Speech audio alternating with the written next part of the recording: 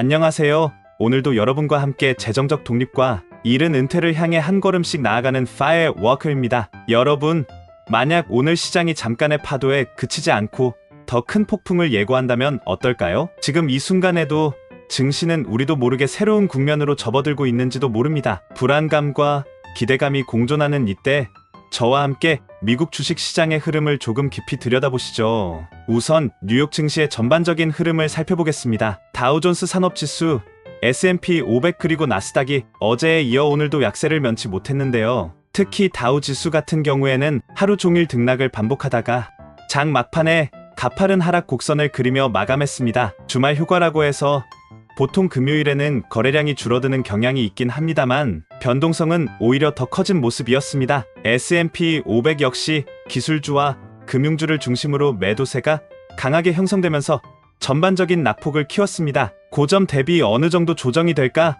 하고들 예측했지만 실제로 열어보니 그 예상치를 조금 웃도는 하락세가 나왔죠. 시장 참여자들이 한 목소리로 얼마나 더 하락할 것인가를 묻고 있다는 점에서 투자 심리가 이미 위축되어 있음을 잘 보여주고 있습니다. 나스닥은 어느덧 고점 대비 꽤 큰 폭으로 내려온 상태인데요. 이 지수 특성상 기술주 비중이 높다 보니 하루하루의 소식에 크게 출렁입니다. 오늘만 봐도 대형 반도체 기업이나 클라우드 관련 종목들부터 전기차, 플랫폼 기업 등 전반적으로 모두가 부진한 흐름을 보였다고 해 과언이 아닙니다. 새벽 시간대에 선물 시장에서 잠깐의 반등 시도가 있었지만 뚜렷한 호재가 없었기에 결국 힘에 부친 모습이었습니다. 이번 주 시장의 불안을 키운 핵심 요인 중 하나로 각국 간 무역 마찰 가능성이 다시 부각된 점을 꼽을 수 있겠습니다. 미국이 특정 수입품에 대해 추가 관세를 검토하자 유럽과 아시아 일부 국가에서도 반발 조짐이 나타난 것이죠.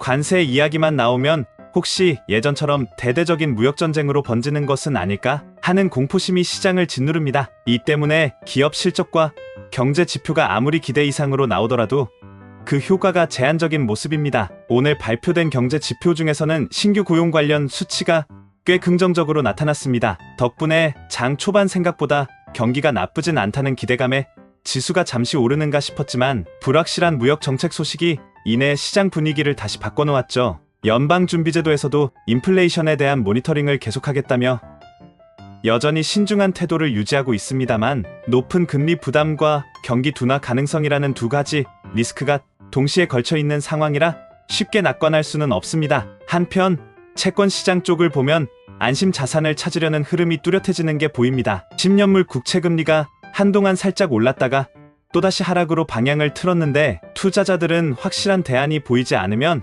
일단 안전한 곳으로 자금을 옮기려 하기 마련이죠. 달러화 역시 상대적으로 강세를 보이면서 위험자산과 안전자산 간의 줄다리기 양상이 더욱 두드러집니다. 섹터별로 살펴보면 대형 기술주와 소매 업종 쪽은 이틀 연속 타격이 큰 모습입니다. 특히 전기차나 자율주행을 비롯한 미래 산업 테마는 소프트웨어 엔지니어, 이탈 소식이나 생산 지연, 원자재 비용 증가 같은 크고 작은 이슈들이 얽혀 낙폭을 키웠습니다. 전통적인 경기 민감주인 자동차 철강화학 분야도 글로벌 수요 위축 우려에 주가가 약세를 보였고요. 반면 일부 생활소비재나 의료 관련주는 하락폭이 상대적으로 작아 방어주 역할을 해주었습니다. 오늘 장 후반부에는 일부 에너지주가 국제 유가 변동성과 함께 롤러코스터를 탔는데 공급 측면의 이슈와 전 세계적 경기 둔화 우려가 맞물려 쉽게 방향성이 잡히지 않는 모습입니다. 지금 시점에서 원유 가격이 오를까 내릴까라는 문제는 결국 경제 전체의 회복 속도와 정책, 공조 여부에 달려있지 않나 싶습니다.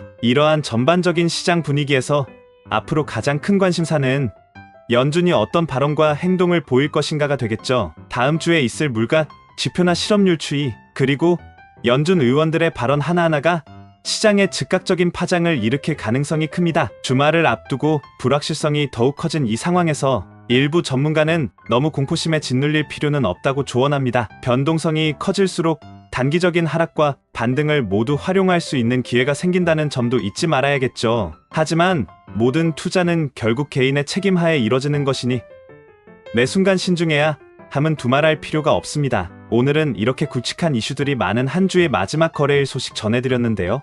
여러분들의 투자 전략에 조금이나마 도움이 되었으면 좋겠습니다. 주말 동안에는 시장이 잠시 쉬어가겠지만 다음 주 월요일 개장과 함께 또 새로운 국면이 펼쳐질 수도 있습니다. 그러니 모두 주말 동안 재정비 잘하시고 지나친 긴장보다는 철저한 대비를 해두시길 바랍니다. 우리의 손을 떠난 투자. 그러나 지식과 정보로 무장하면 언제든 다시 기회를 잡을 수 있습니다. 힘내시고 건강한 투자하시길 바랍니다. 지금까지 파이어워크였습니다. 구독과 좋아요는 경제적 자유로 가는 또 하나의 발걸음이 됩니다. 감사합니다.